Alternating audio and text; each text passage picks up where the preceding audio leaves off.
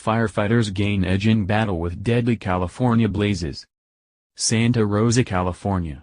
Reuters, firefighters gained ground on the deadliest wildfires in California history on Sunday as winds eased while searchers combed charred ruins for more victims of the blazes that have claimed at least 40 lives. Two of the three most destructive fires in Northern California were more than half contained.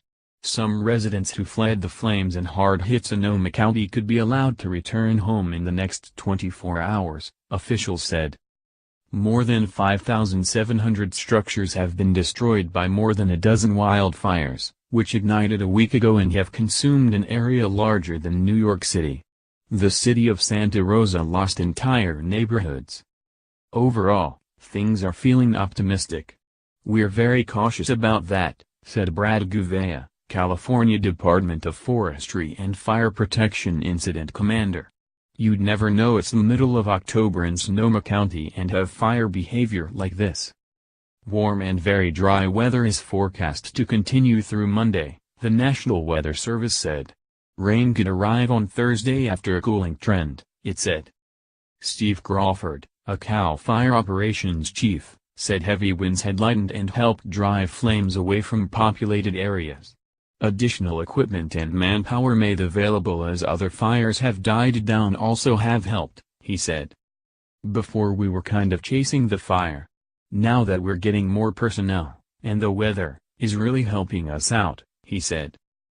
About 11,000 firefighters supported by air tankers and helicopters are battling blazes that have consumed more than 217,000 acres, 88,000 hectares. About 50 search and rescue personnel backed by National Guard troops were combing tens of thousands of charred acres, hectares, in Sonoma County for bodies, Sheriff's spokeswoman Misty Harris said. Once it's safe to go through, we'll search every structure in the burned area, she said. 22 people died in Sonoma County, and 174 people were still listed as missing there, although the number has dropped from 235 on Saturday as more people checked in with authorities. Evacuation orders were lifted for the picturesque Napa Valley resort town of Calistoga, whose 5,000 residents were ordered out by authorities 4 days ago with fire within miles, km, of downtown. Some of the evacuees being housed at a Sonoma Raceway hope to return to their homes on Sunday. Retiree Stephen Garner, 68, of Sonoma, has been camped with his wife in the couple's recreational vehicle. Garner said he hopes to return to his home soon, but he was not sure if their home survived the fires. As far as we know, our house is okay, but that's the hard part, you don't know, he said.